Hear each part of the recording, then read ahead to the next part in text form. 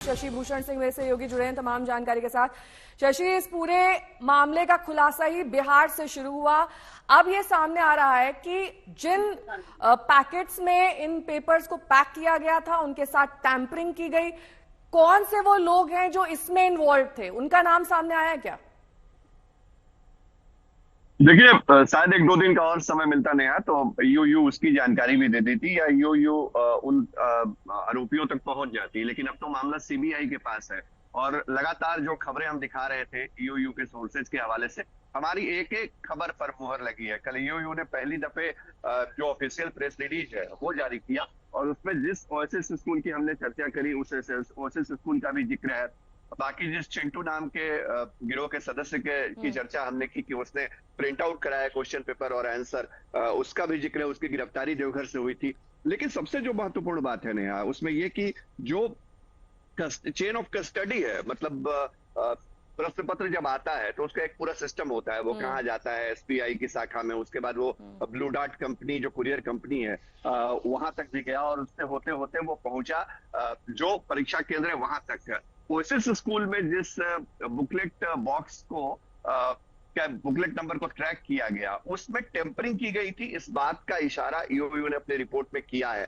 हालांकि टेम्परिंग किसने की, ये अनुसंधान अभी जारी था ईओयू की तरफ से। अब सीबीआई को इस जांच को आगे बढ़ाना है। शशि भूषण, ये जो पूरी चेन आप समझा रहे हैं ये दरअसल फूल प्रूफ नहीं थी और ऐसा लगता है कि सिर्फ इस बार धांधली नहीं हुई बल्कि हर बार जब परीक्षा होती है तब इसी तरह से धांधली होती रही होगी।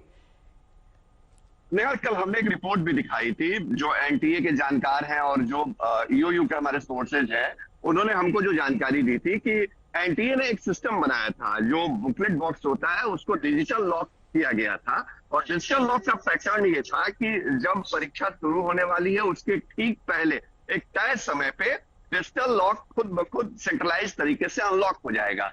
लेकिन कई सेंटर्स पे ये हुआ नहीं, तो एनटीए के सिस्टम के अंदर पहला छेद तो यही दिखता है। अब रही बात की, जब अगर डिजिटल लॉक खुद से एक्टिवेट नहीं हुआ, अनबॉक्सिंग नहीं हुई, तो आगे उसको कैसे खोला गया? उसको खोलने की भी प्रक्रिया है। वो प्रक्रिया ये है कि एक एनटीए का ऑब्जर्वर और दूसरे जो सेंटर सुपरिटेंडेंट होते हैं, मतलब जहां परीक्षा केंद्र पर प्रश्न पत्र अभ्यर्थियों को दिया जाना है, वो दोनों एक्सेस रखते हैं और दोनों के एक साथ एक्सेस एक्टिवेट करने के साथ ही ये अनबॉक्सिंग होती है।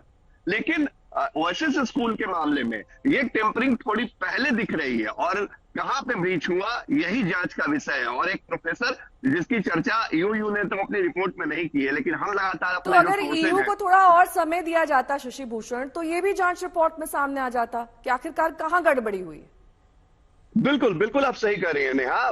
कल जब सीबीआई, परसों रात में जब सीबीआई जांच की अनुशंसा की गई, उसके बाद से ईओयू के जो लोग लीड कर रहे थे इस पूरे इन्वेस्टिगेशन को, उन लोगों से हमारी लगातार बातचीत हो रही थी ऑफ रिकॉर्ड, और उनमें थोड़ी निराशा भी थी कि हम तो अंतिम कड़ी तक पहुंचने वाले थे और उससे पहले ही हमारे हाथ से जांच निकल के अब सीबीआई के पास जा रही है। और हमने ही सबसे पहले ये कल बताया था कि जो एनटीए के तत्कालीन डीजी थे, जो ईओयू है, उनसे भी पूछताछ करना चाहती थी।